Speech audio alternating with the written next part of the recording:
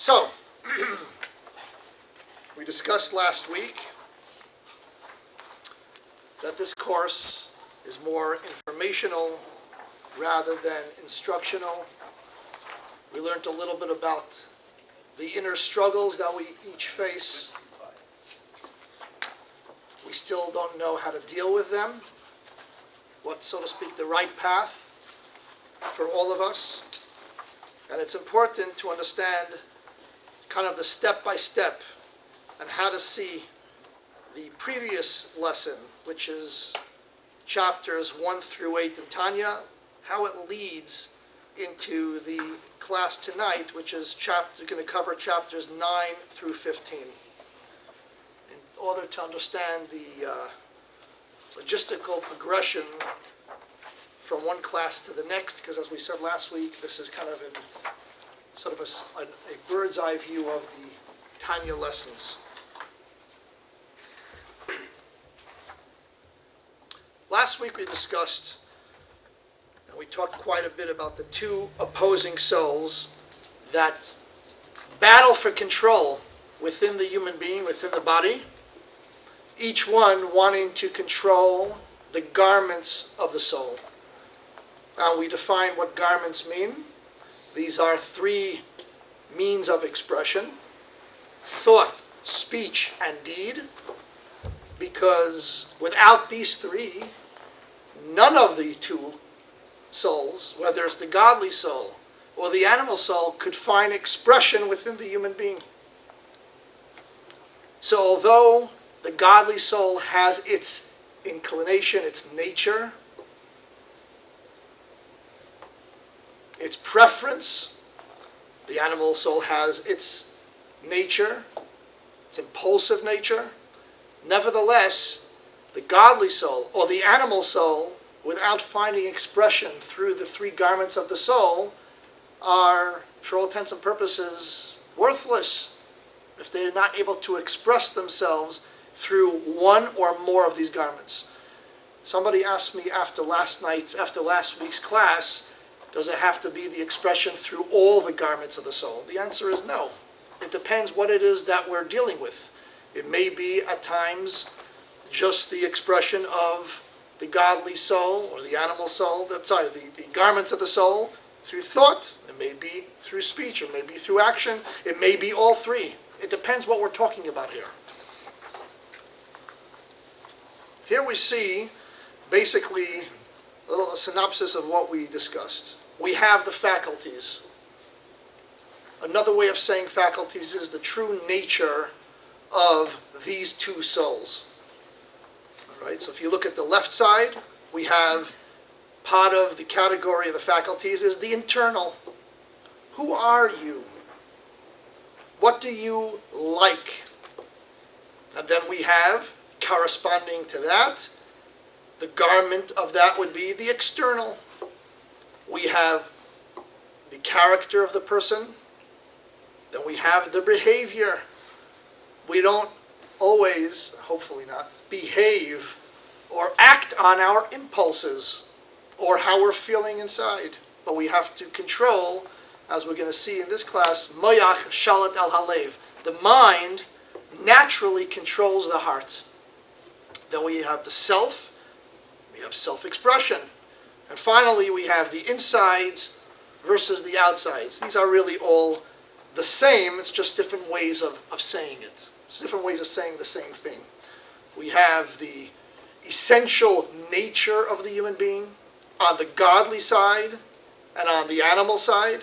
And then we have the expressions of this. I don't want to get ahead of myself, but although we can discuss this in great length, the godly soul has its faculties and the animal soul has its faculties.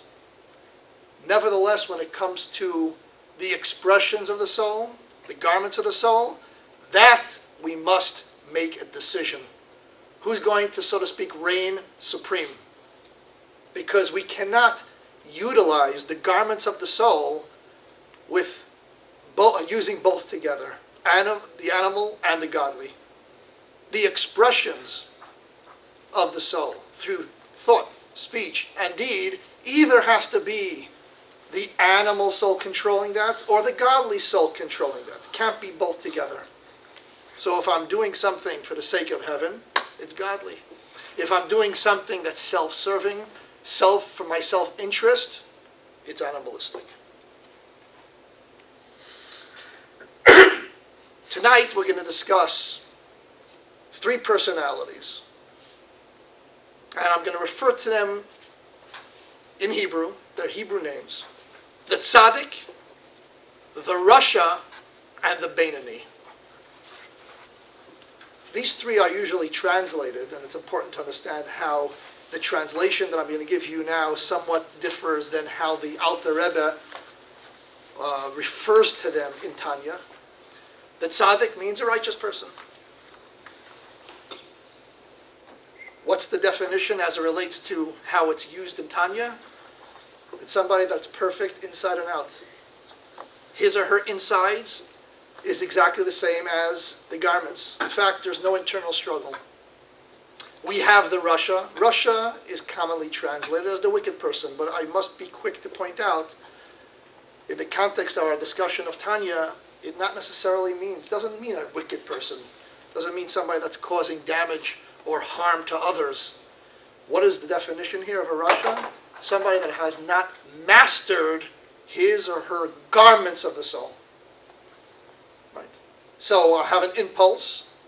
I was told in yeshiva that I should try to control or channel that impulse. And I acted out, either in thought, conscious thought, speech, or deed.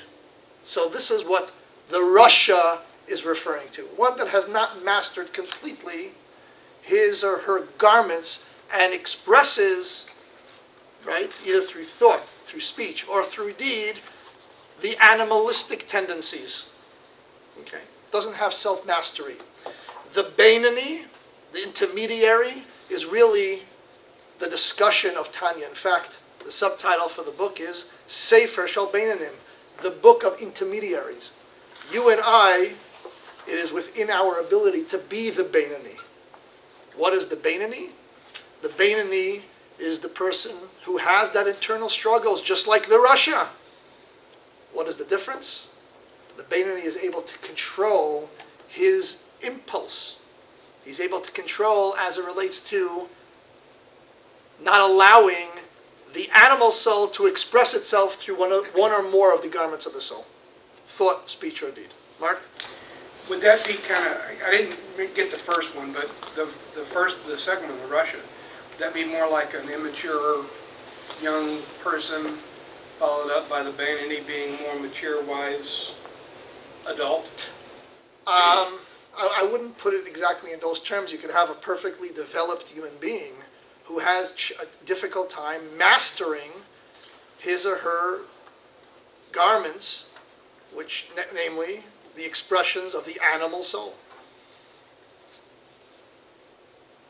This class is meant to empower us, for us to believe in ourselves that we each have the ability to be that Beinoni.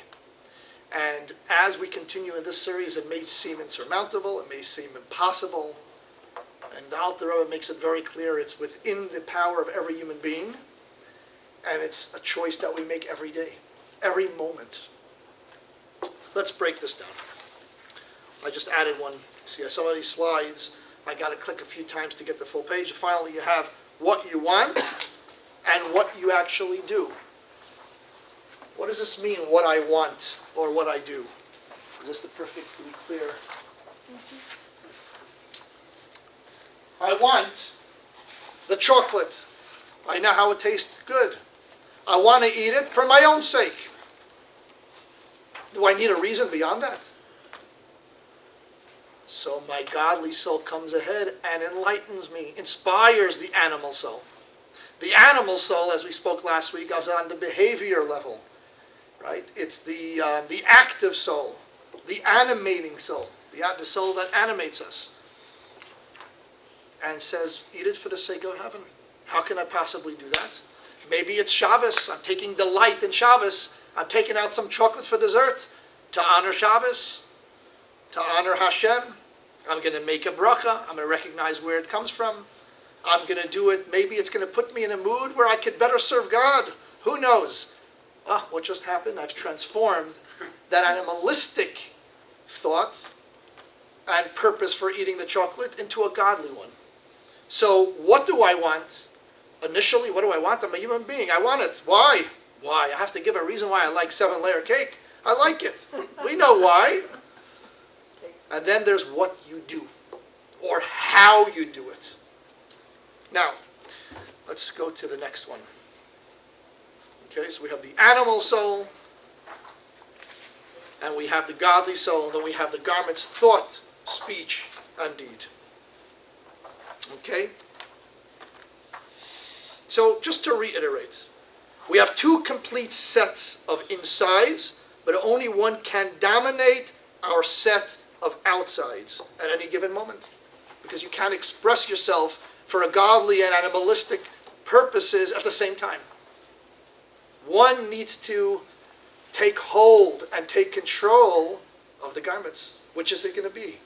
Only you could decide. Is it easy? Nobody said it's easy, but you know what? When we train ourselves a certain way, it can become second nature.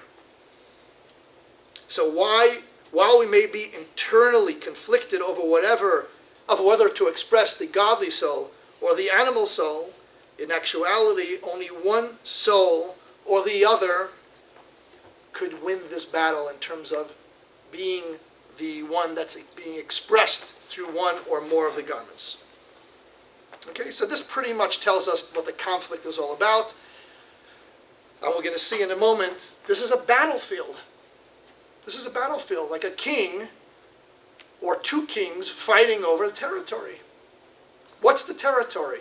The body. Each one of these kings want to reign supreme, want to have the control over the body. The animal soul, we know what its tendencies are. And it cannot compromise. Why cannot it compromise? Because it doesn't relate to the notion of a greater good. Doing it for a godly purpose. Selfless, what does that word mean? It's not part of its vocabulary. It doesn't understand that it can't relate to it. It's all about survival. It's all about the self. It's all about my instincts, what is good for me, and beyond that, it doesn't understand. It doesn't resonate. The godly soul can't either compromise. There's no negotiating here. One has to be the winner each time with every decision. The godly soul is selfless. All its pursuits and all its interests is for a godly purpose. Who's going to win the battle?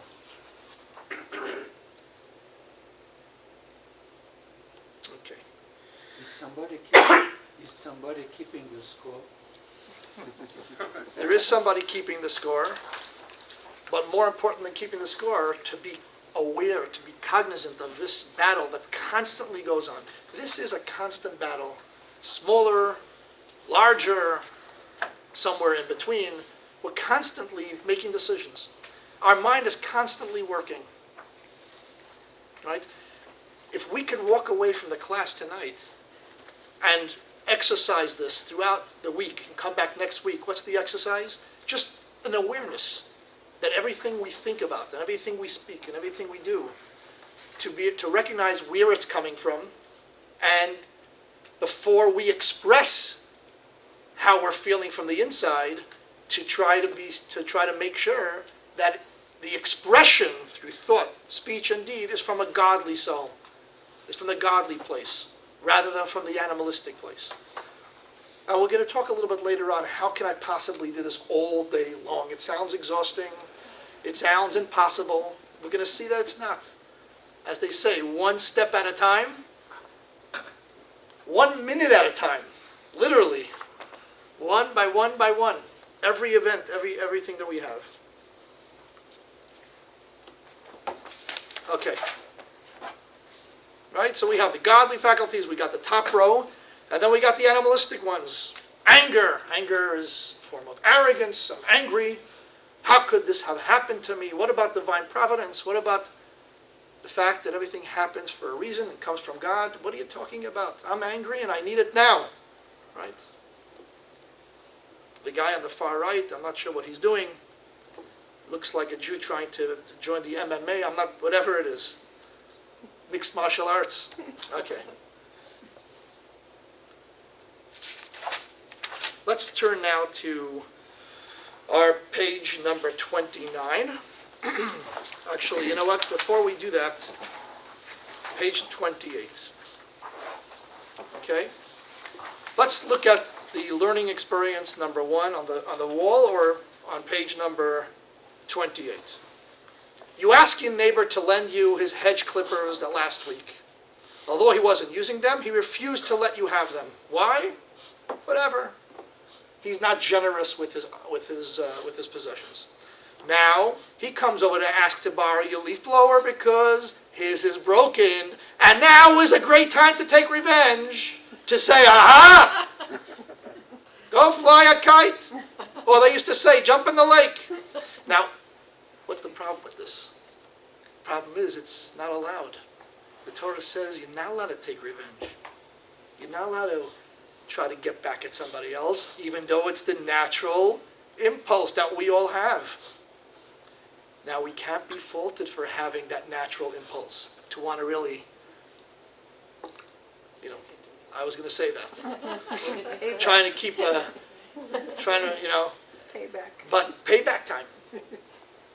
We cannot be at fault, and we're not held accountable for that natural impulse. But where do we start being judged? From what point? Right after that. What do we react? How do we react? Now, here's the exercise. Can you come up with something that your godly soul would think, say, and do in response to your friend's request? What would your animal soul think, say, or do in response to your friend's request? Let's do a little exercise here, okay? Let's have this side of the room is going to represent the animal soul. This side of the room is going to represent the godly soul. And I'm that lovely neighbor, okay? So just in case you feel bad that I said that you should be the animal soul, I'm the neighbor. Okay, so let's, just we're going to ask everybody to speak up so the camera can get the audio. All right, so shout. So can I borrow your leaf blower? God, I tried to turn it on today and it just didn't work. Sorry. No, No way. you didn't let me borrow the clippers. Why should I let you borrow the meat? What is it? The leaf blower. The leaf blower. Okay, maybe you want to reconsider that it's your animal soul speaking. Yeah, any room for negotiation here? Not so No. fast. Not so fast. No. Good job. And now on the godly side. I would like to borrow your leaf blower. Mine didn't work this morning. I think my 3-year-old did something to it. Can I borrow it for about an hour? I know you need one, and I'm happy to loan it to you. Wow, just like that? Even though, are we good? You doing it with a whole heart? Everything? I'd be happy to loan it to you if I could borrow your next month. Some negotiation going on. So, you know what? So what Flory just said, I'll repeat that, George. I will loan it to you if next week when I ask you to use the hedge clipper, will I do it? Now, is that the godly soul answering or the animal No, soul? that's the animal.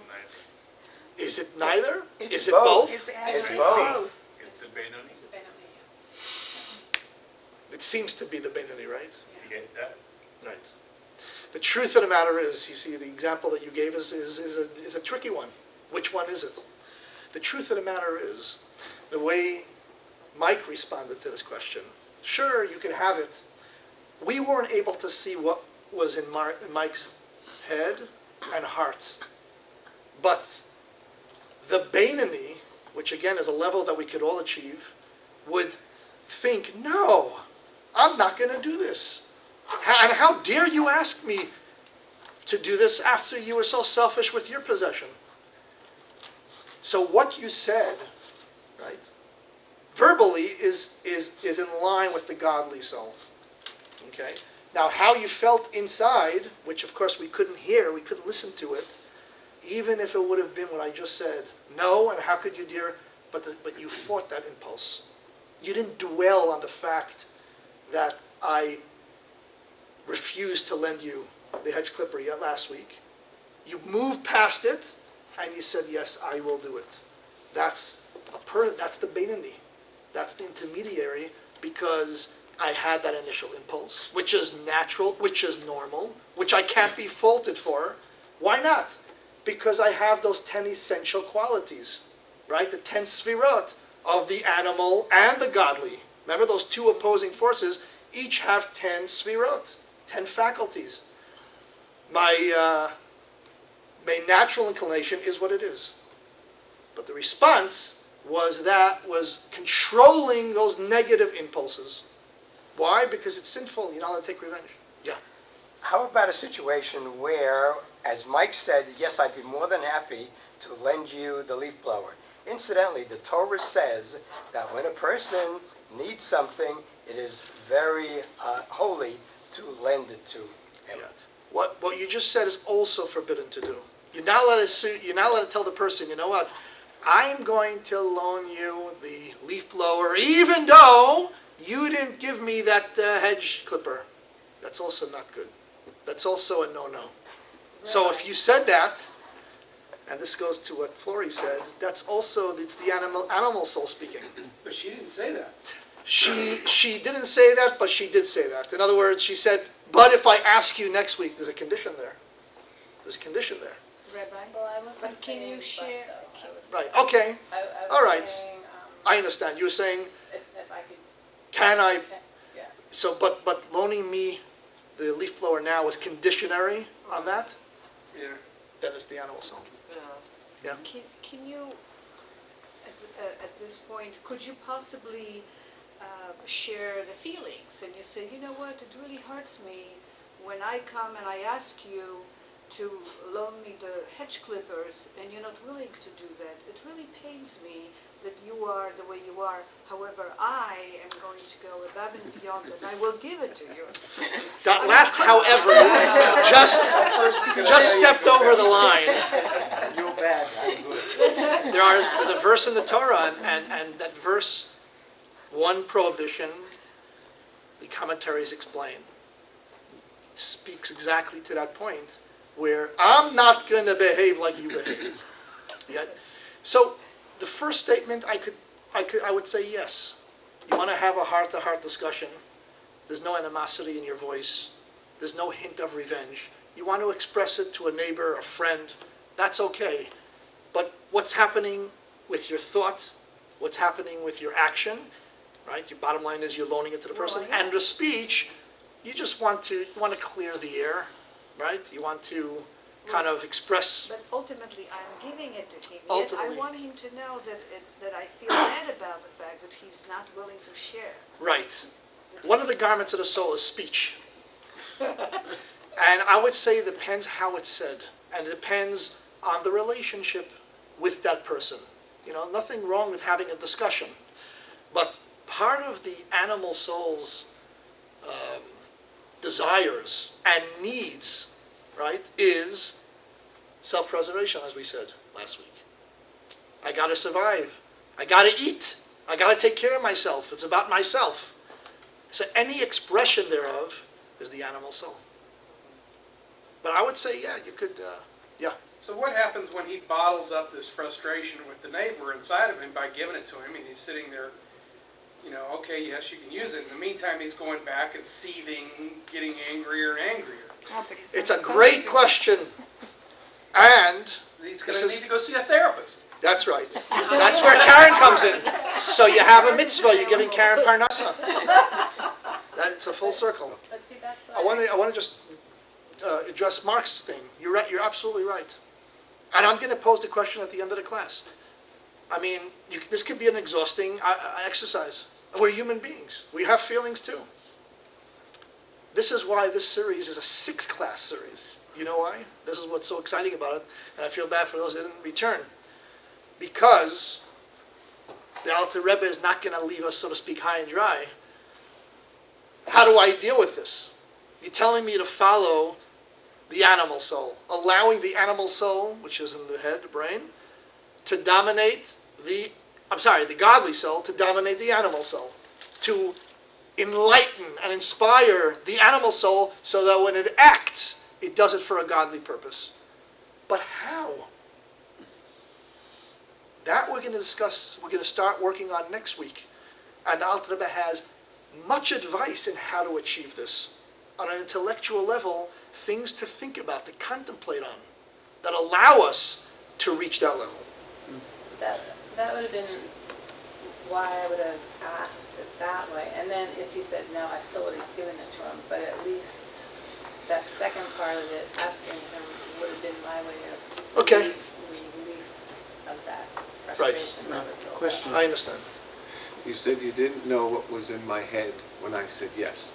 What if what's in my head is, he wasn't generous with me, but in spite of that, I'm going to be generous with him. Maybe next time when I ask, when he experiences the benefit of my loan, maybe he'll be different next time. Or am I not supposed to think that? Okay, we're going to devote a section in this class to this idea of dwelling on something versus impulsive thinking. Impulsive thinking, that's perfectly legitimate. One cannot be faulted for that. The question is, do we dwell on it?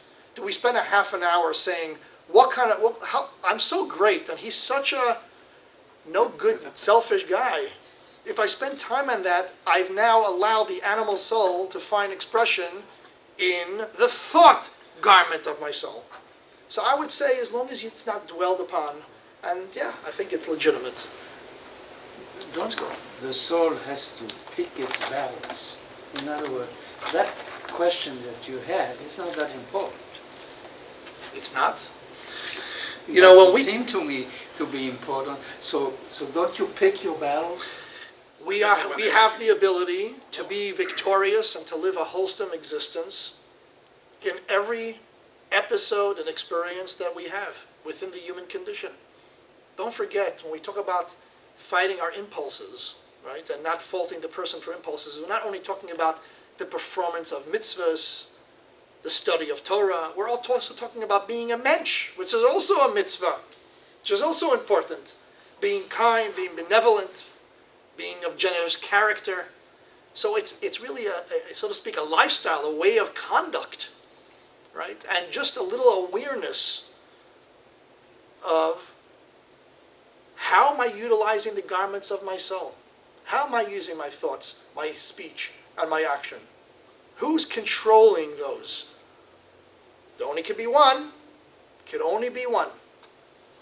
And just to be aware that things are purposeful. Now look up on the screen. We have two forces inside. This verse was said in regards to the twin brothers, maybe the most well-known twins, Jacob and Esau, Yaakov and Esav. Le'om, Milam, Yamatz. The might will pass from one nation to the other. Of course, they gave birth to two different nations, and one needs to reign supreme at any given time, not both. It can't be both. Two opposing forces. I would like to read the next text, and we have up here on the screen a little about what we're going to read. This metaphor was given by King Solomon in Kohelet that the Alter Rebbe quotes in the Tanya. You know what? Last time I started from my left side, I'll start from my right side. Do I put my hand in there when I do that? I do. Lorraine, would you like to read for us the page number 29, text 1? The body is called a small city. Just as two kings wage war over a city, which each wishes to capture and rule, so the two souls, the godly soul and the vitalizing animal soul, wage war against each other over the body and all its limbs. The godly soul's will and desire is that it alone rule and direct the person, and the animal soul desires the very opposite. That's right. Who's going to win the city? What's the city? The body. This is the battlefield. Who's going to win? How often do we have this battle? Every moment of every day. All the time. Every decision that we make. Now, the question is, who is the winner? Now we're going to introduce three personalities, three types of human beings.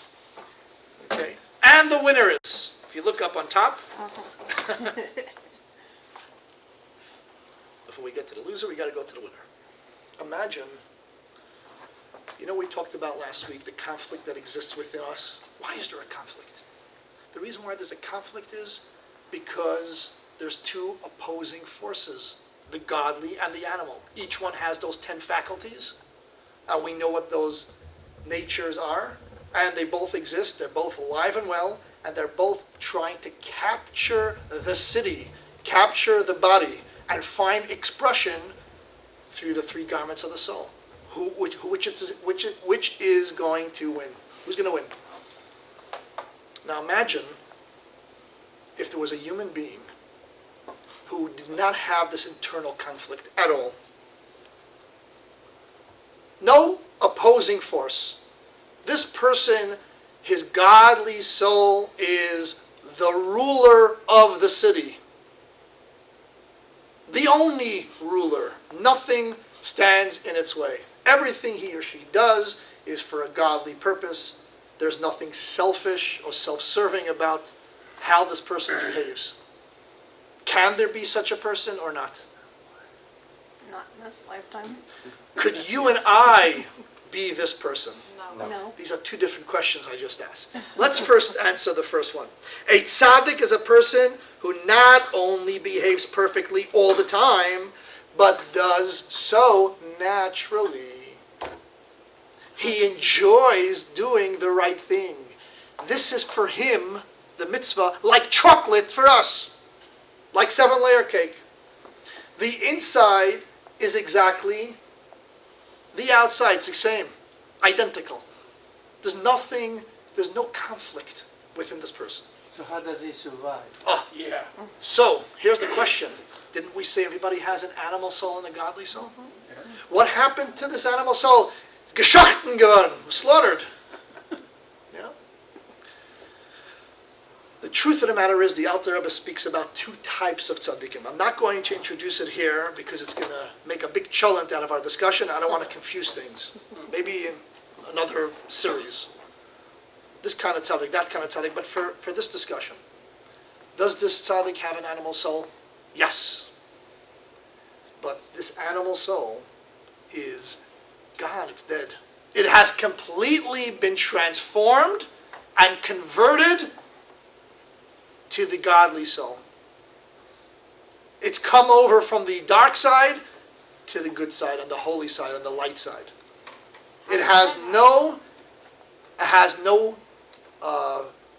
It gives off no desires, no natural inclination as the godly soul, because it's been completely transformed. So it doesn't exist. Oh, how did that happen? A tzaddik is a gift. Tzaddik is a gift that not everybody has.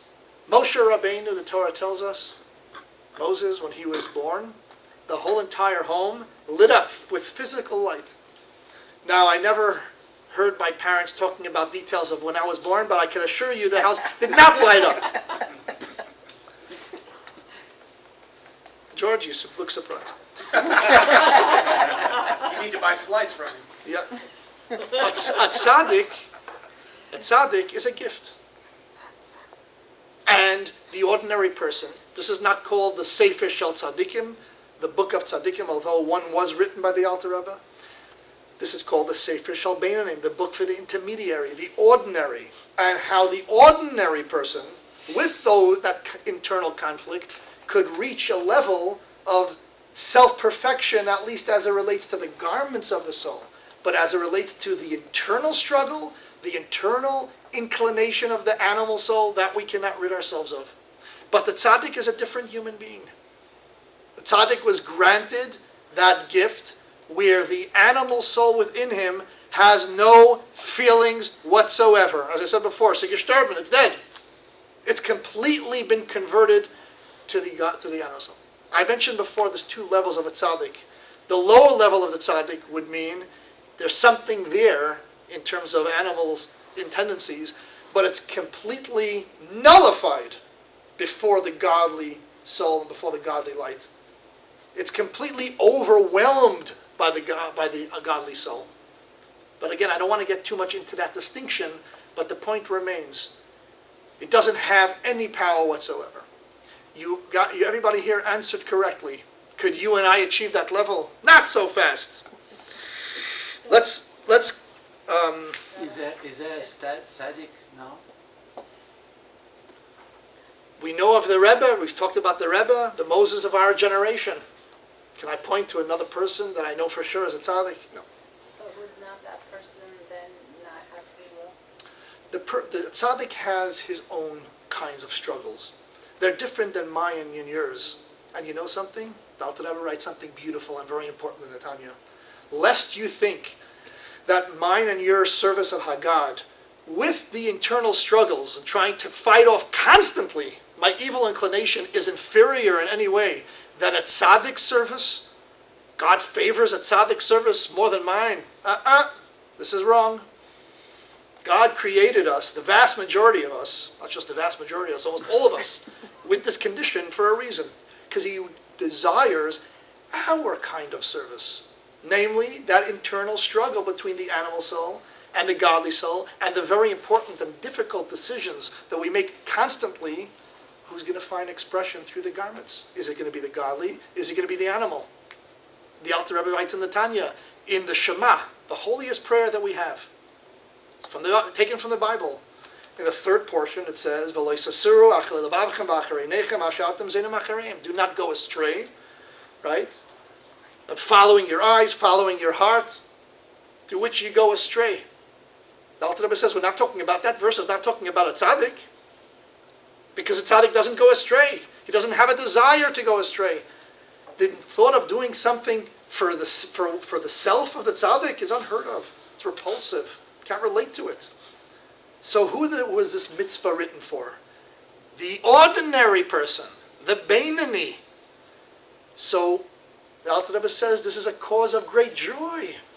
Don't be frustrated and angered that you have to put up the good battle constantly. The mitzvah was written for you. God takes pleasure in your efforts and the struggles that you have every moment of the day. And when you are successful, you have served God in the most beautiful way. And this is a service that the tzaddik cannot do. I remember hearing a story once where somebody came to the Rebbe and lamented the fact that he's constantly struggling with his evil inclination. And he has a big evil inclination, like a big ox, a behemoth. So the Rebbe said, I envy you. I'm jealous. Because I'm not able to serve God in this way.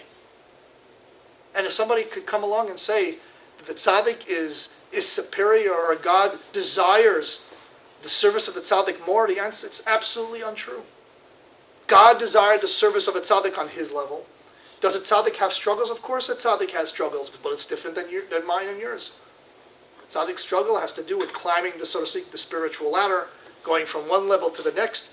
We're not tzaddikim, we can't relate to it. But of course they have their struggle. It says, tzaddikim don't have peace, not in this world and not in the next world. They're constantly going from one level to the next level to the next level. There's infinite levels in the spiritual ladder, so to speak. Now, let's go to text 9. I'm sorry, text 2.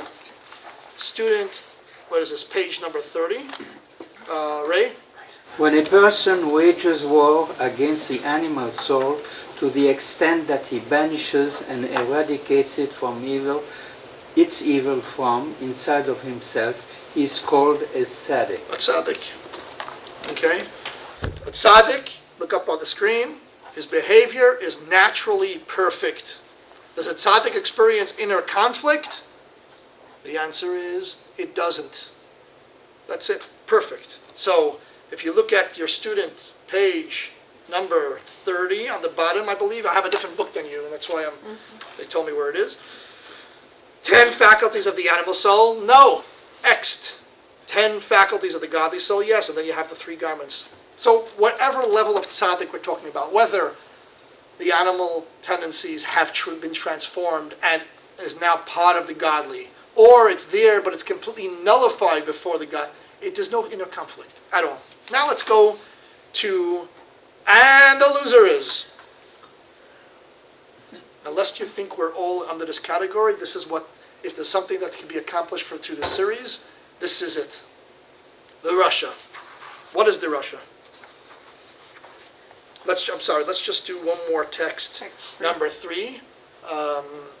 Eugenia would like to read text number 3. A tzaddik despises mere gratification of the physical appetite because of his great love of God, which is mutually exclusive with the pursuit of pleasure for its own sake. He despises it. It doesn't relate to it. It's all about service.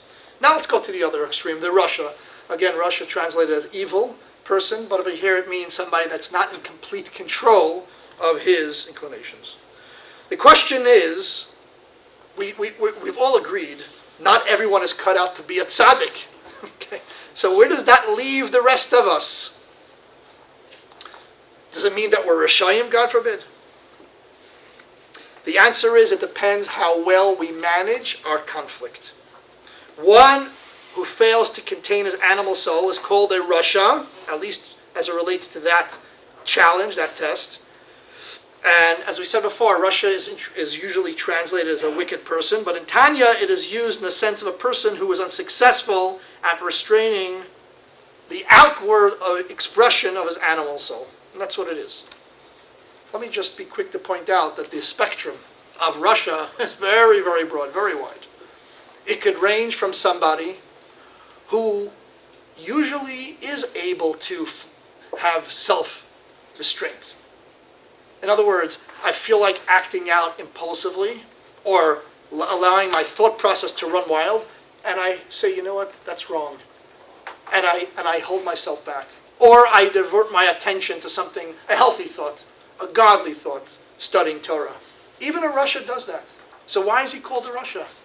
Because the highest level of that spectrum would be one that fails from time to time.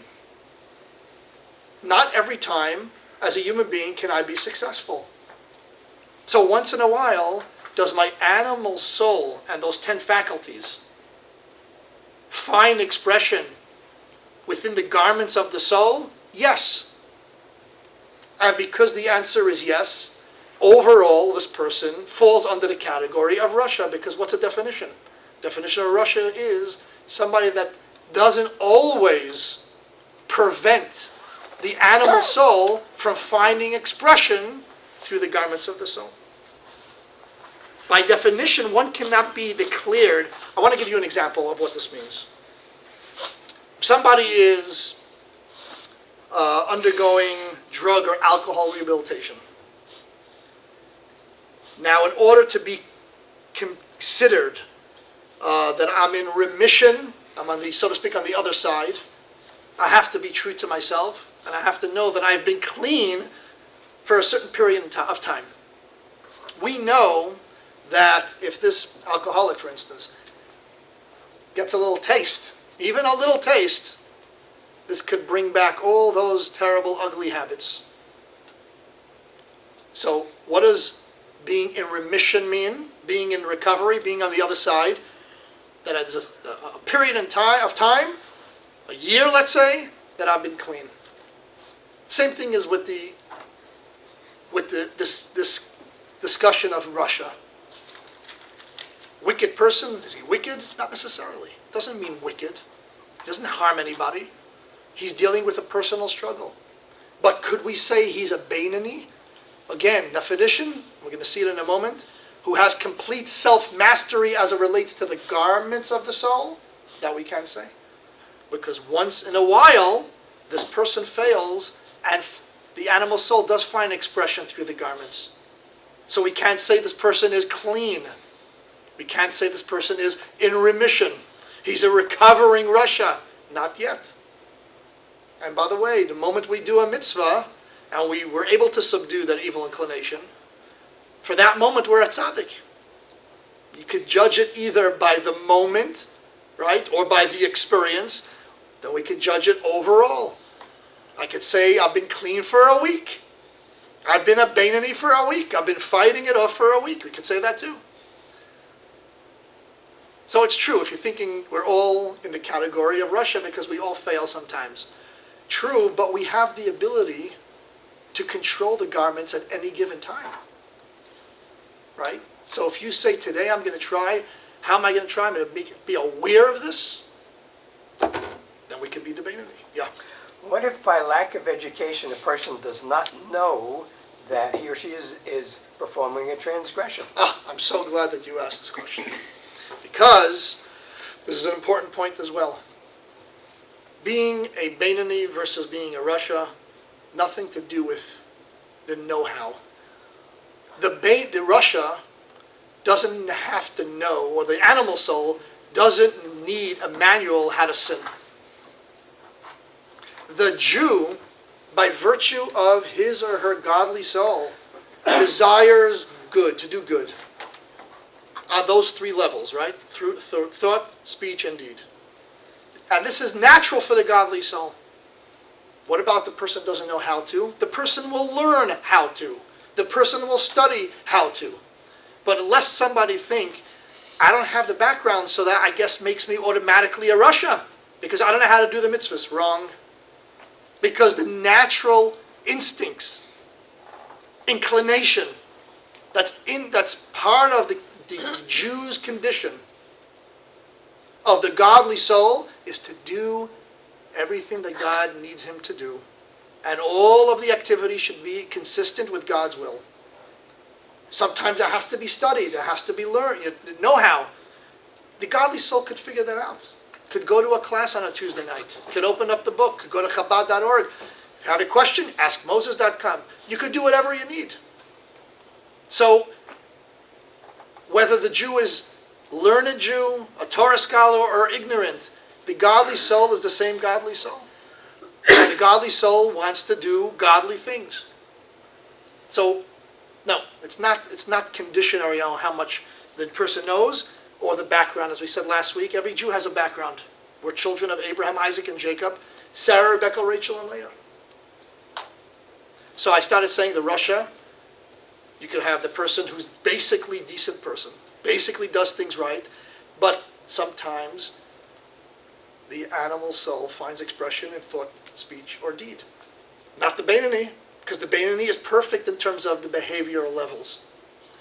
It also includes that person who is very much hijacked by the animal soul through thought, speech, and deed. Maybe takes pleasure in it. And not just the small avera, the good, heavy, juicy ones. I mean, if I'm doing it, I do it right. That's the spectrum of the Rasha. So you see, the top of that spectrum, pretty good guy. Pretty nice individual who usually is successful. But he doesn't self-mastery he hasn't achieved yet. Let's read the next text. Karen, would you like to read for us? Okay. Text 4. The category of Rasha is subdivided into myriads of degrees. On one end of the spectrum, there is one in whom only on infrequent occasions does the evil prevail over the good, conquering the small city. And even then, not all of the body falls under its domination, but only part of it. Namely, the animal soul prevails either in deed alone or in the commission of minor transgressions, not major ones.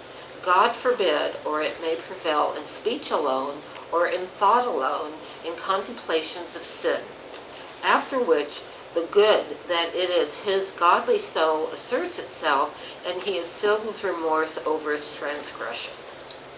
On the other end of the spectrum there is one, in whom the evil prevails more strongly, and all three garments of evil cloth clothe themselves in him, causing him to commit more hideous sins and to sin more frequently. Intermittently, he too experiences remorse. However, the good within him does not exert itself sufficiently to prevent him from sinning. Okay. So we got the Rasha down. Here's the important category, the Beinoni, because as we said before, this is called the Sefer Shel Beinonim, the book of the Beinoni, the intermediary. You and I, it's within our ability to be a Beinoni. All the time. What is the Beinoni? We said that the tzaddik behaves perfectly because he has no internal conflict. You could say it's easy, but as I said before, the tzaddik has his own struggles on his level. But in terms of this inner conflict that we've discussed, doesn't have it.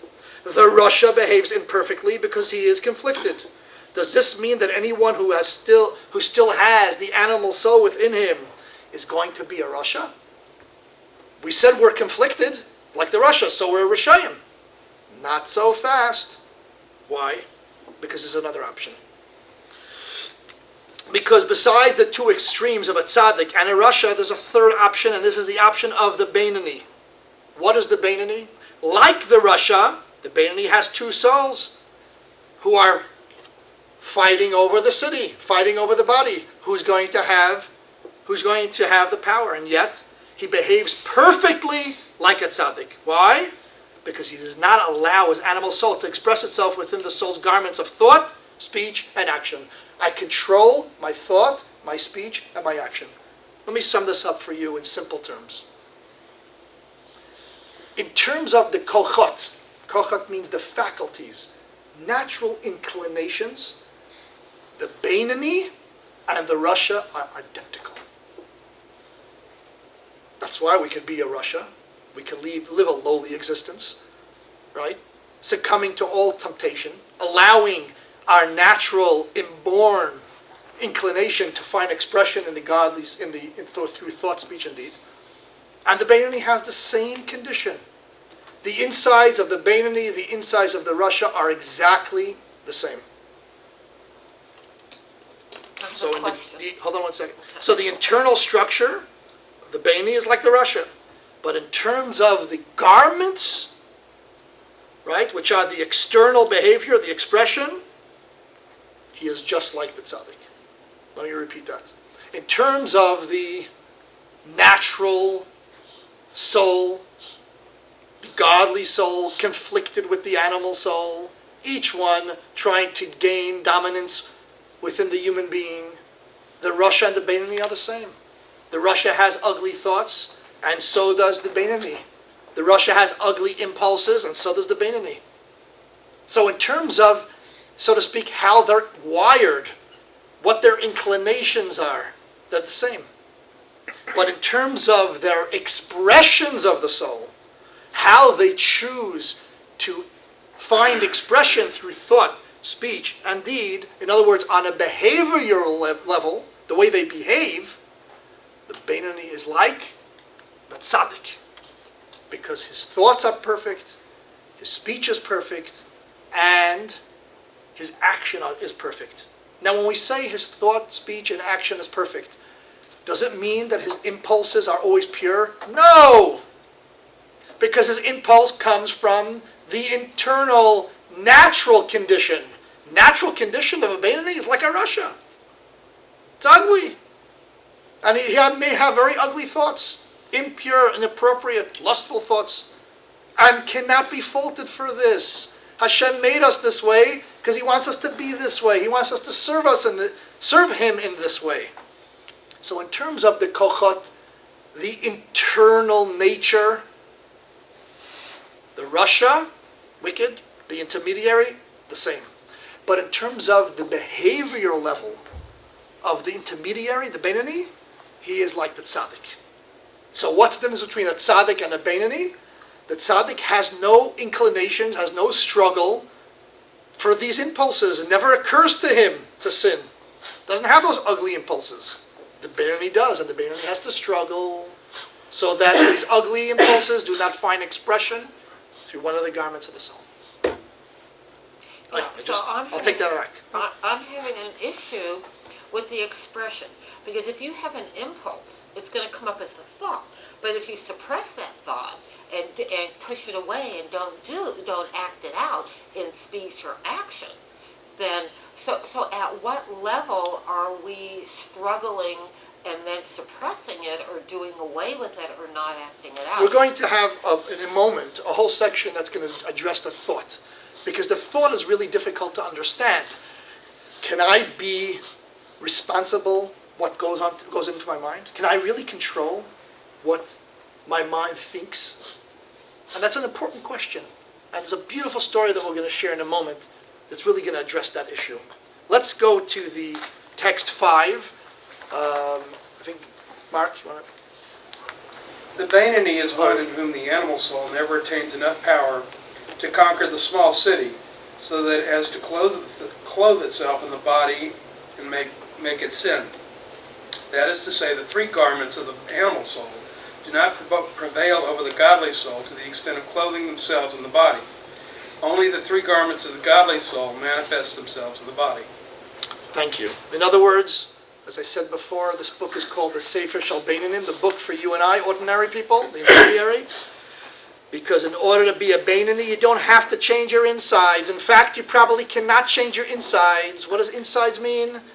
My impulses, the fact that I really enjoy things that are not exactly holy. That's the human condition. This is how Hashem made me. And what does that mean, He made me this way? This is how I'm going to always be. And this is how He needs me to be. He wants me to be. He wants this human being to serve me in this way, through the struggle, the internal struggle, making sure that I choose the godly soul over the animal soul when it comes to the bottom line. What's the bottom line? The expression through the garments. We cannot change what is natural to the human being. At least not for the discussion now. Very, very difficult to achieve, and it's certainly not natural. You only have to control how you express yourself on the outside. And is this hypocritical? I feel one way, I'm acting another way? Of course not. Imagine a human being that never controls or hardly controls his or her impulses. I like something, boom, I'm there. This, my friend, is an animal, not a human being. You ever see a baby? Right? Sometimes we refer to this little baby, a shepsele, right? A calf, a this, a that. Maybe there's another reason why we use little animals to describe how cute they are, because they're very much self-centered. Sometimes they act on impulse and they have no control. They're out of control. We have to educate. We have to teach them limits. It's called discipline. So, although being a Beinoni means having perfect behavior, it is still an attainable goal. To be a Beinoni, one does not have to actually get rid of the animal soul, which is something we do not have control over. We cannot just will ourselves to change our insides. It doesn't work that way. And here's the key. The ability to control the way we express ourselves is innate and natural. Every human being has impulse control. If you don't have impulse control, think of the things that you would do. Think of how we would behave. It would be, forget about socially unacceptable, we'd get arrested. We spend our life behind bars. The best of us. We all have impulse control. And the Alter Rebbe says something so important. Lest you think this is so difficult and unattainable. To cross the sea, it's like climbing Mount Everest. Naturally, the human being, what makes you a mensch, is to have this impulse control. And to control the animal within. It's innate. It's natural. Granted, sometimes we choose not to inhibit ourselves. But the innate capacity to do so is always available. It's always there. And in fact, it's the natural condition of the human being. I don't want to confuse things, but the godly soul is in the mind. The animal soul is in the left side of the heart. The heart's a brent as a fire. The fire is ignited, and I desire. And the mind naturally controls it and says, I know I may want it, but you know what? Not a good idea.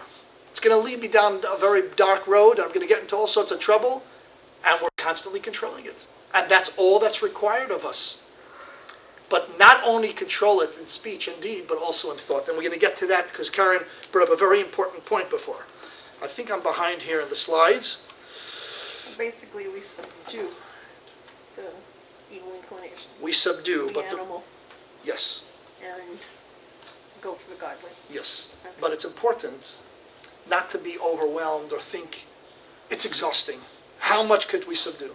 Because the next class we're going to start building on solutions. How much could you fight the natural inclination? You would say to a point. The Alter Rebbe says we're capable of being a Beinoni all the time. Really? How could we do this? He's going to give us a recipe for that. More than one piece of advice, and that's what's so special about this study. Okay. All right. We've already passed all this. As you can see, you got the faculties on one side, And you got the garments on the other side. Okay? As far as the faculties, the 10 faculties, like a Russia.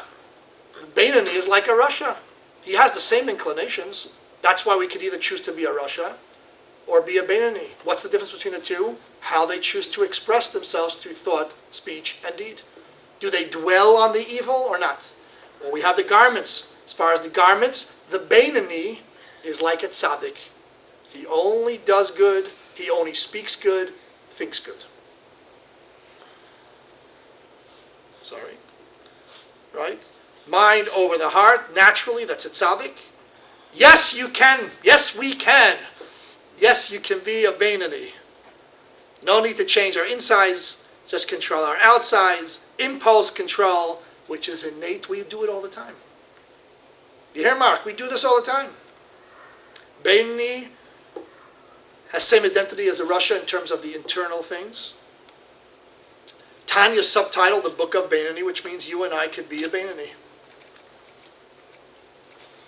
We have the ability to control our words and our deeds. Do we actually have the power to control our thoughts? This is the question that we're going to ask. Before we do this, let us turn now to, did we read text 6 yet? No. Okay. No. Let's go to text 6. Naftali, would you like to read for us? Although the godly soul of the Loud. Beinoni Sorry. does not hold undisputed sovereignty over the small city, nevertheless, the animal soul is unable to implement its desire by clothing itself in the limbs of the body, because the brain naturally rules over the heart. For man was created from birth, that every person may, with the power of the will in his brain, restrain himself and control the drive of his heart's lust, preventing his heart's desires from finding expression in deed, word, or thought. Still, he is not deemed a tzaddik at all, for the godly soul's dominance is limited to the 3 garments below. There we go. Now, thank you very much, and now we're going to discuss this issue. Willful thought versus impulsive thought. There is a major difference, a major distinction between conscious, active thought and what we call impulsive thought, or impulse. If an image or idea pops into our heads, we haven't done anything wrong. But I have to say, Chatasi, God, I'm sorry that this impulse came into my head. I'm sorry that you created me with this condition. I'm sorry you created me this way. What kind of ridiculous notion is this? You don't have to. That's just the way we created. It's the animal soul knocking at the door. That's what it is. Here's the question. Do we answer that door? Or do we not answer that door? And I would like to give some very, very bottom line, practical examples. We all surf the internet. I read recently why it's called surfing the internet. Anybody know? It's interesting. Because the person that invented this, his name was Mr. Surf. Would you ever have guessed that? Never. So, we're surfing the internet. All of a sudden, we go to a nice, wholesome site, whether it's Chabad.org or AskMoses.com, AskMaimonides.com, I don't know. All of a sudden, a pop-up appears. That's, let's just say, less than wholesome. Because there's the mechanism in the browser that causes something to pop up. Maybe the person on the site thinks I'm interested in this product. And all of a sudden, I'm hit with an image that's less than perfectly wholesome. You got a virus. Can I fault? No virus. Can I be faulted for this? Of course not. It popped up. Here's the question, though. What do I do about that? Do I compete? Can I continue gazing at that image? Or even further yet, click on it or not? No. If I decide to click on it or gaze at it, that's my decision. That's my decision. Here, the animal soul's finding expression through thought, speech, or deed. If I just choose to exit, nothing bad happened here. It popped up. Why is this a good analogy? Because it says it here. No, I'm kidding. Why is this a good analogy? Because there's pop-up ads in our head constantly. Sponsored by whom? The animal soul. constantly distracting us. So we're trying to have conscious thought on a healthy, wholesome subject. You see the conscious thought? And we're constantly being bombarded with alien, unholy, unwholesome thoughts. That's popping up constantly. By whom? By the animal soul. Could we be faulted by that? No. It's like the pop-up ad. God created us with this condition that it's constantly it's popping up in our head. But what do we do about it? Do we entertain it or not? That's our decision. This is an important point. That is our decision. In other words, we have the power to do this or to do that. To entertain or not to entertain. To exit or to click on it. Okay. I want to give you a story. It's a great story for this subject, and it's a great story overall. It was a chassid of the Maggid of Mezrich who came to his Rebbe. He needed guidance. He needed guidance. He says, I don't understand. How can I possibly control my thoughts? Speech and action, verstehe, I can relate to, but thoughts, the mind is always working.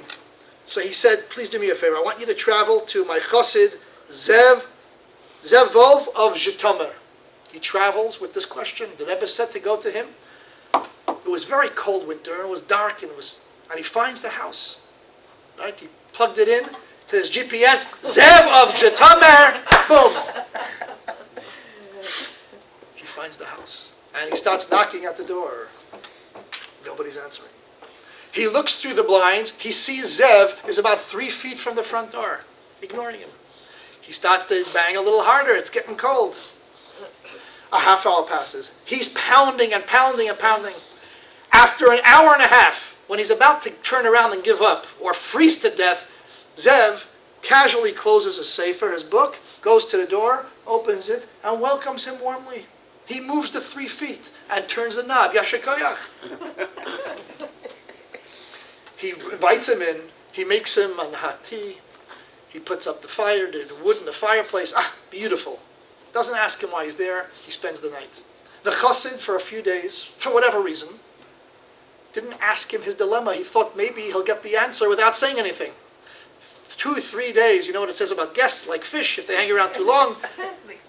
So he tells Zev, I was sent by the holy Maggid of Mezrich, our master, our Rebbe, to ask the following question.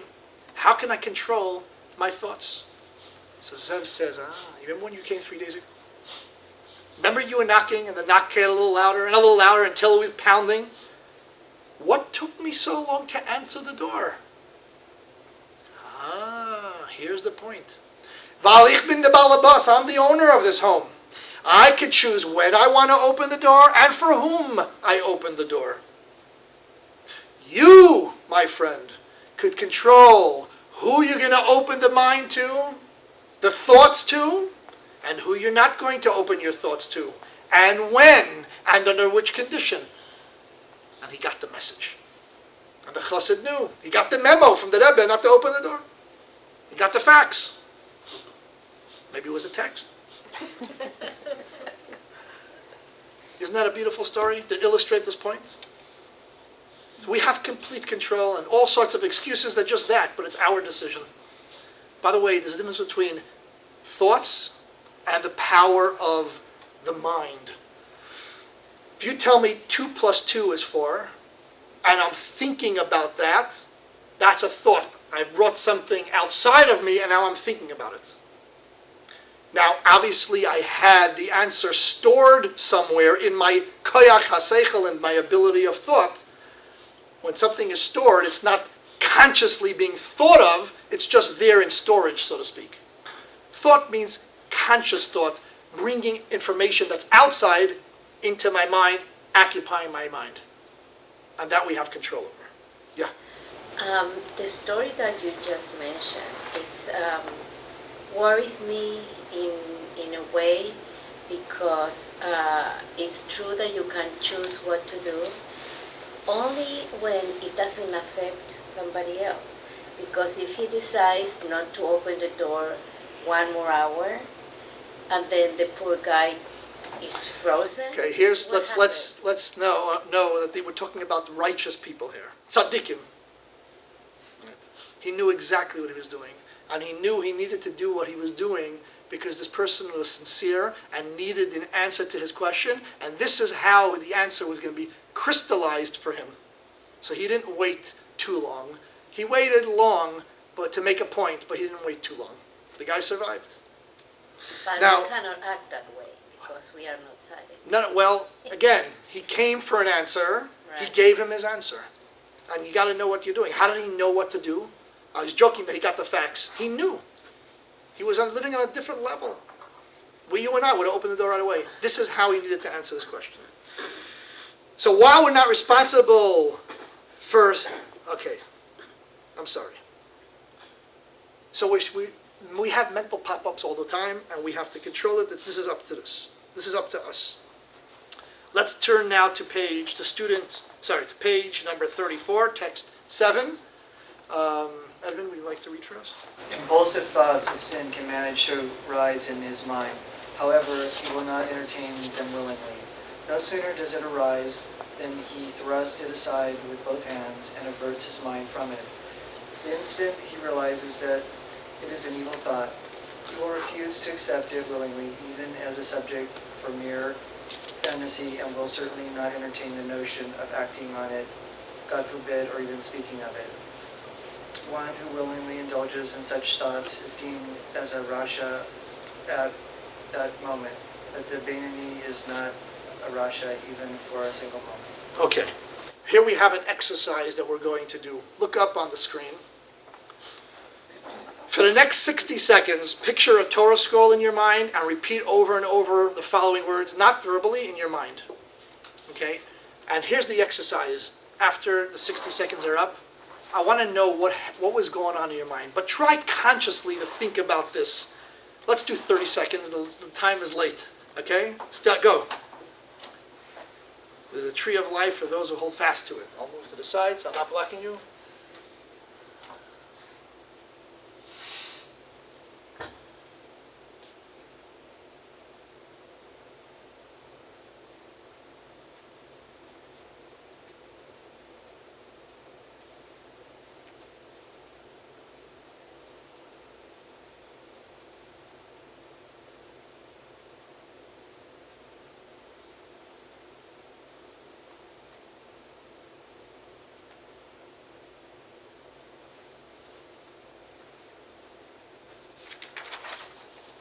Okay, how easy was that to do? Who experienced a few thoughts that went, so to speak, astray?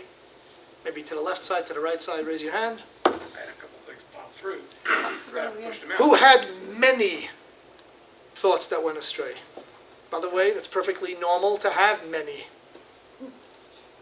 Notice that you had two kinds of thoughts.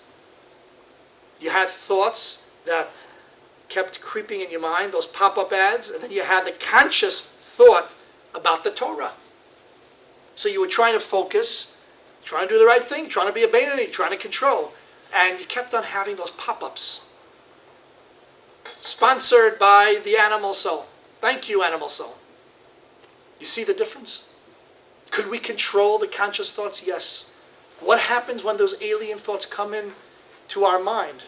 We have the ability to push it aside. And that's our decision. Either we could entertain and even click on those pop-up thoughts or not. Those mental pop-ups. So we could either give up and let our mind wander when they come up, but we have to recognize that that is our choice. I must tell you that a Beinoni, although it's a very lofty level, when does the struggle take place? Constantly. Does he ever graduate and reach a level where there's no more struggle? No. Constant battle.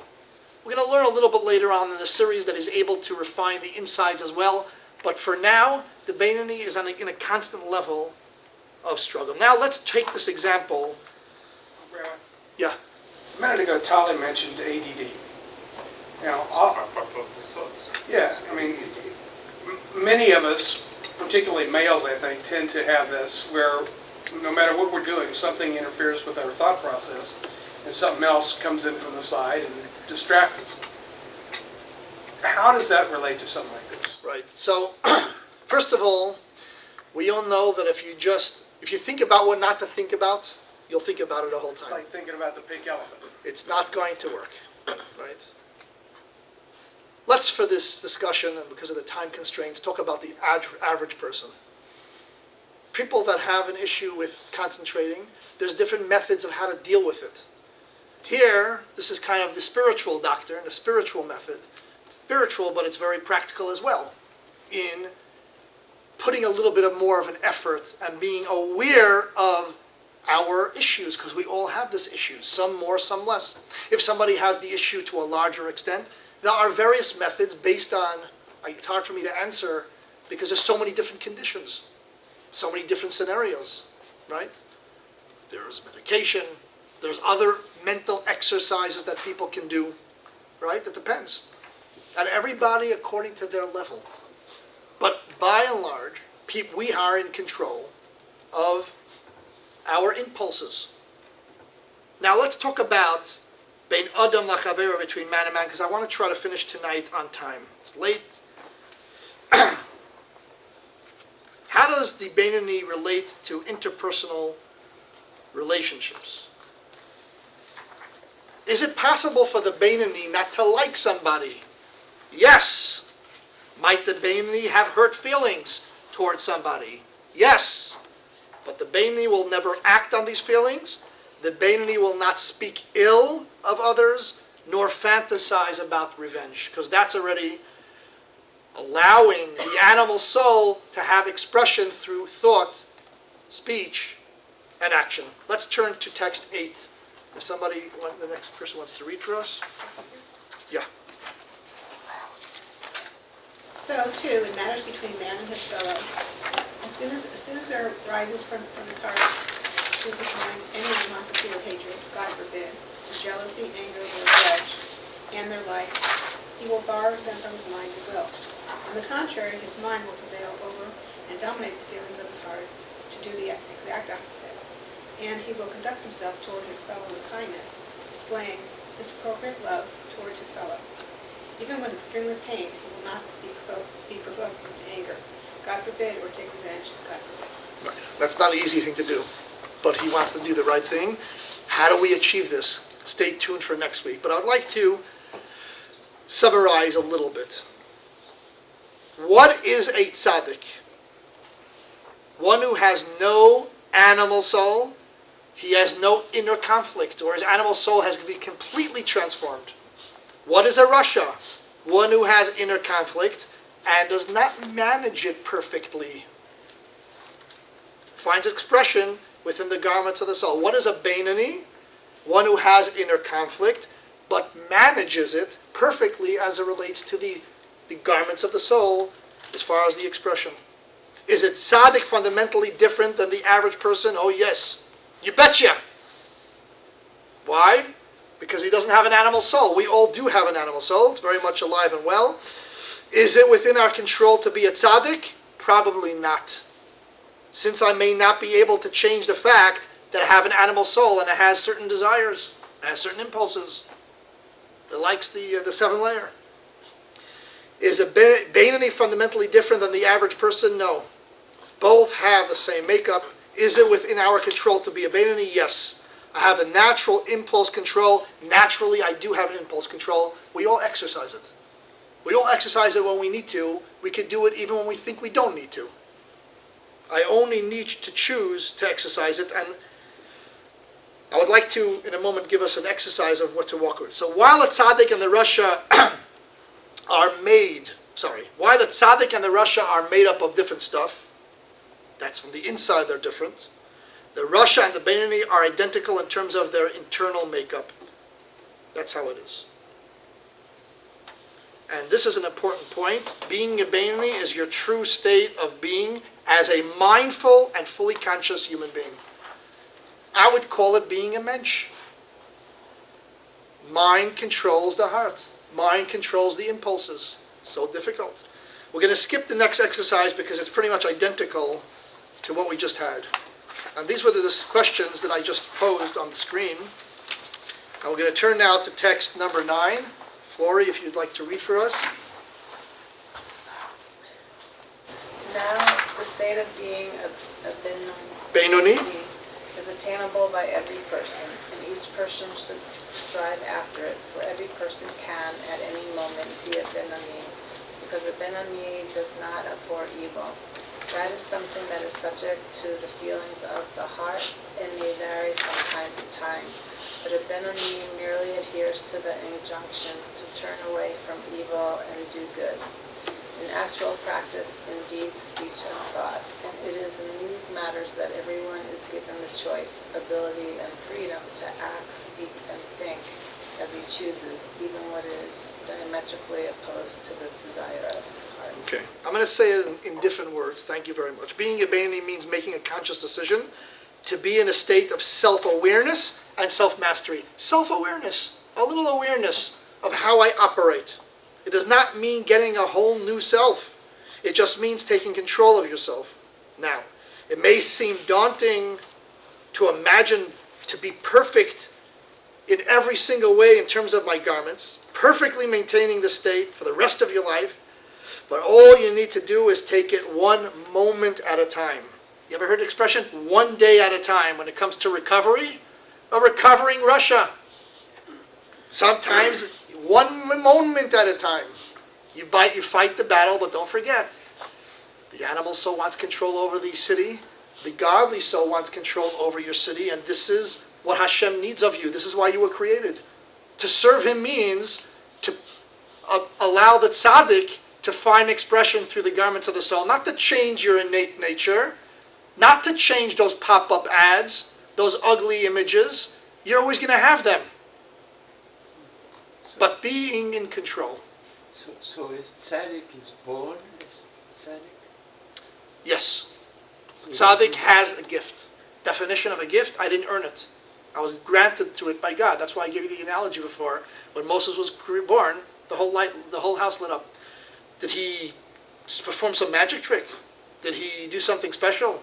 God gave him a special soul. Here is a story that I would like everybody to share with. I want to partner up everybody. Turn to the person to your right, to your left, and I want you to read it together, and then we're going to come back and discuss it. Okay? This is exercise number 4.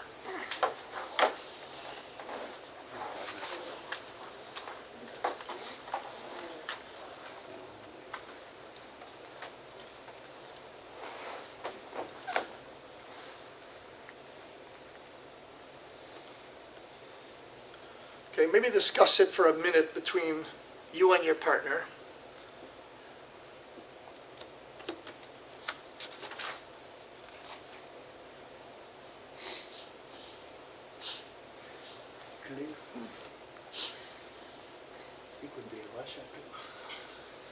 What I want you to discuss with your partner is he a Rasha? Is he a Beinoni? Is he a tzaddik? Or, working from the top, tzaddik, Beinoni, or Rasha? He didn't act on it. Right. 'Cause he didn't act. Photographer, you can pair up with the people. So, try to draw a conclusion with your partner, and then come back here.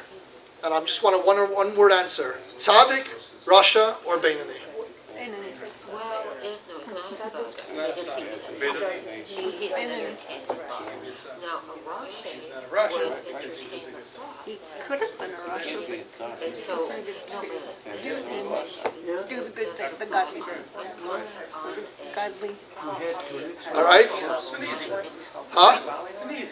so Beinoni. wasn't. Why? Because he did the right thing. Because he did the right thing. Why did He says Beinoni because he did the right thing. Even though he Beinoni forced because he himself had to the go. thought, but he overcame it. Beinoni because he had a thought and he overcame it. He had the impulse, but he overcame it. Yes. That makes me Beinoni, because there's two different. You think it's tzaddik? Did he have any impulse to do wrong? He had all these things, yes, he had all these plans that he could have used the money for, to pay off his car debt. But does a tzaddik have any impulse or any thought? Does it even occur to a tzaddik to keep the money? No. Tzaddik doesn't have inner conflict. Doesn't have an evil inclination. And the evil inclination has come over to the good side. Russia would have kept the money, Russia would have kept the money. but the Beinoni, okay, because Beinoni. Where is All Russia? those that think Beinoni, raise your hand. All those that think Russia, raise your hand. All those that George think, is my- all those that think tzaddik, raise your hand. Okay, I admire you for your courage. I'd like to- That's for sure. I would like to read something to you. Yes. If the reporter in the story wouldn't have asked the man if he was tempted to keep the money, we could have thought that he was a tzaddik, because the bottom line is he gave it back. But the poor reporter asked him the question, and what did he say? It killed me to do it. I didn't want to. Naturally, I was pulled. Could we be at fault for that? Or did Hashem make us that way? Hashem made us that way. We're not tzaddikim, but the truth is more nuanced than that. Although he returned the money like a tzaddik, he emotionally reacted to finding the money like a Russia. He emotionally reacted like a Russia in returning the money because he has the same insides as the Russia. In other words, he wasn't Beinoni. Definition, same insides as a Russia, same outsides as a tzaddik. Yeah, but Controlled it. except for, there's two thoughts like I learned tonight.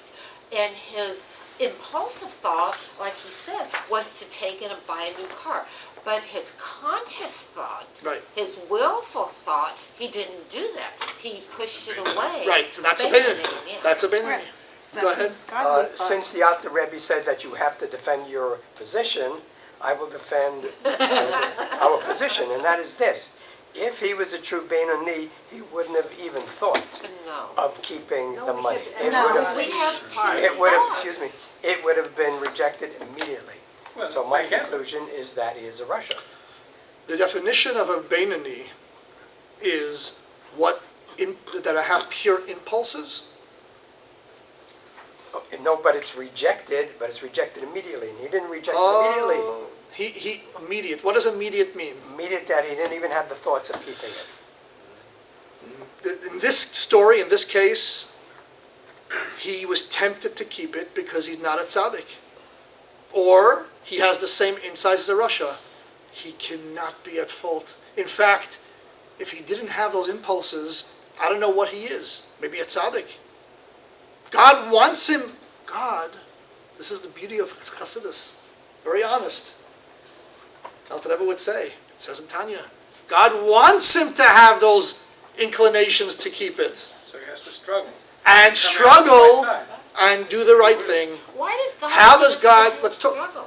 God needs us to serve him in that way. Better without the struggle. God needs us to serve him in that way.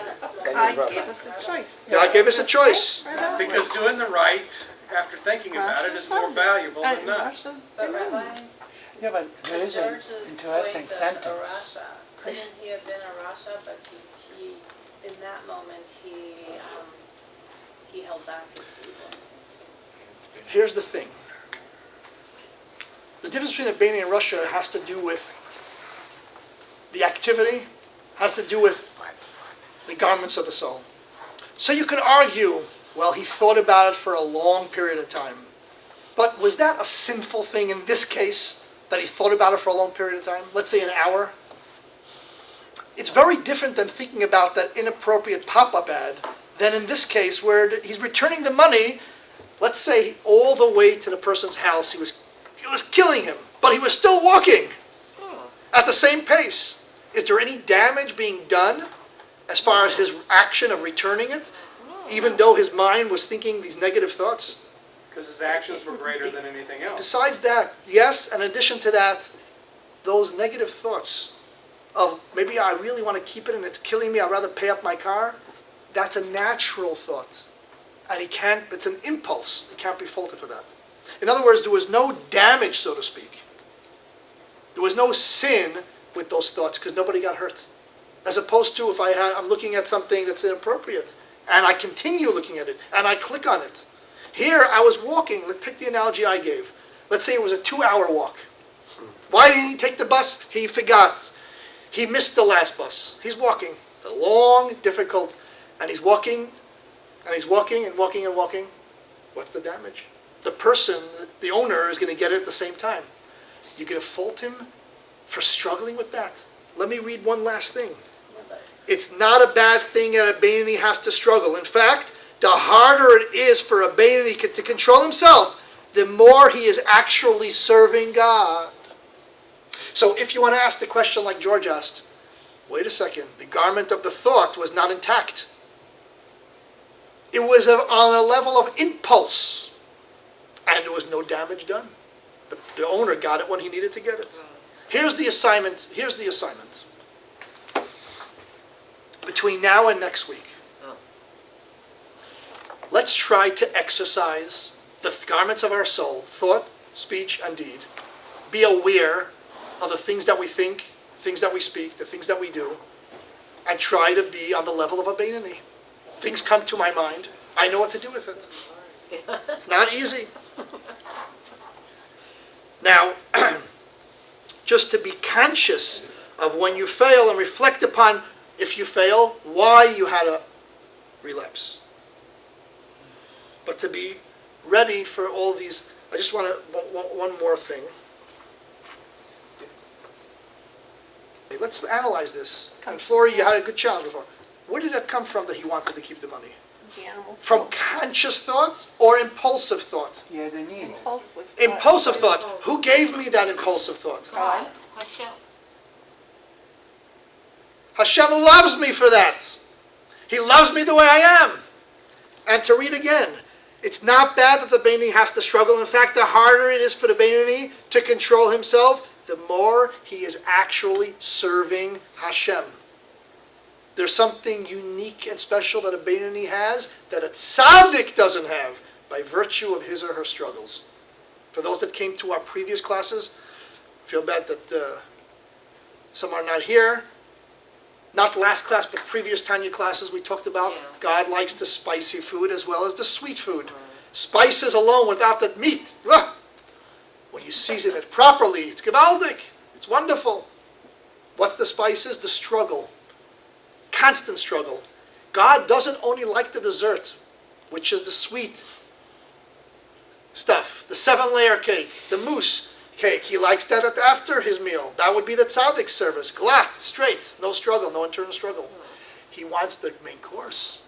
He wants the main dish, and he likes good, spicy foods, maybe Chinese food. What did the Jews do before the Chinese were around?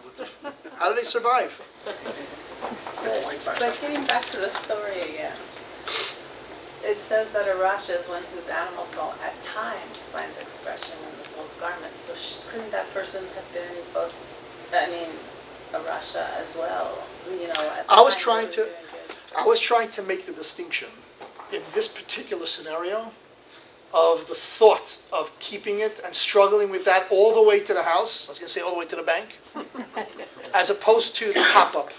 I was trying to make that distinction because in this particular case, there's no delay in returning it. This is just an impulsive struggle, an internal struggle that lasts a little bit longer. But who am I hurting? It's killing me. But who am I hurting? Me. I'm struggling, not the guy that owns it. It doesn't slow me down. So if you would say, I waited a week to return it, and I kept thinking about it, okay, I hear your argument. But I gave you another scenario. To a 2-hour walk. I didn't walk any slower, but it was every step I took, I was like, oh my God, what am I doing? Am I crazy? Keep it, keep it, keep it, keep it. Give it back, give it back, give it back. Keep it. Both of them are trying to gain control over the small city, the body. And then I reach the door, I ring the bell, praying that nobody's there, but somebody is there. And I return it. That's a beautiful person. And then you see That's as perfect. the light on the face. That is as perfect as we could get. God gave us free will, and He's basically want us to use it. That's right. Is it easy? No. And that's what this, I think part of this example is, that the use of something that God gave us, the free will, and He enjoys it, just like you said, spice up with Yeah. Why he enjoys it, let's talk about that another time. I just have a quick question. If he gains a fulfillment or a pleasure, giving it back and seeing the person's face light up. Is that, you're not supposed to feel a fulfillment from the other person? No, you could feel a fulfillment, but let's focus here on the garments of the soul. The Alter Rebbe is leveling with us. He's telling us, and next week I'll explain what the whole Tanya was based on, which verse it was based on. Very honest discussion. He says, honestly, from the inside, we're Rishayim. Identical. We're not any better than the Rasha. In fact, we're capable of being Rishayim our whole life, but that's the choice you're going to make. Let's focus on what we could have control over.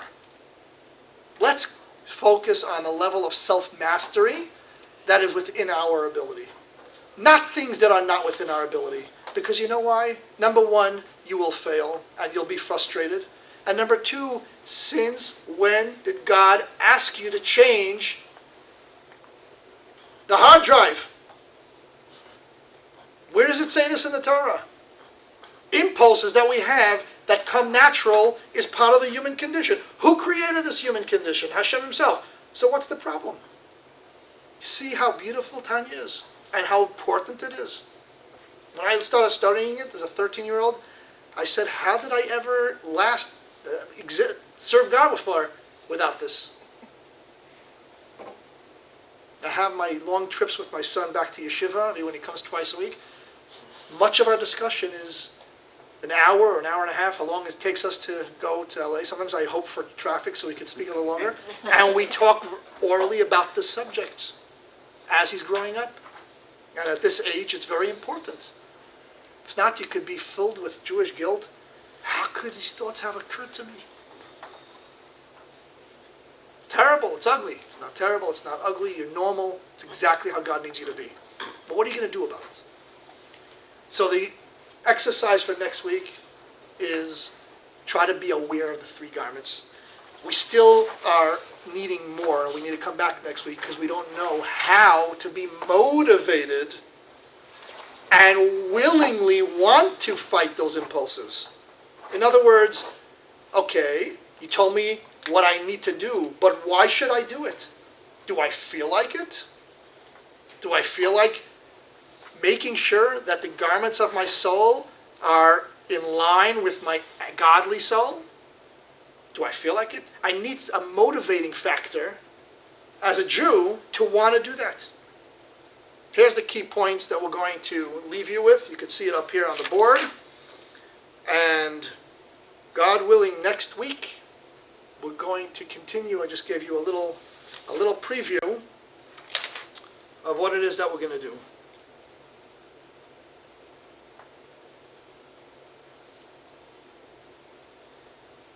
Just going to read a little bit while we're reading the top. So this week we have learned that by choosing to implement your natural ability for impulse control, you can attain a state of behavioral perfection. And this should be your goal. During the course for next week, try to take the Beinoni experiment, right? The experiment that we ran in this class, and practice it in your regular life. Try it for a few minutes at a time, once or twice a day, or as often as you feel comfortable. See if you can create pockets of perfected self-mastery. Be conscious of when you fail, and reflect upon why you think you lapsed. See how far the Alter Rebbe's advice for Lesson 2 will take you, and see where it stops short, why we need Lesson 3, 4, 5, 6. Right? Since there's 4 more lessons, obviously there's some advice that the Alter Rebbe is going to give us. Okay? Some more points.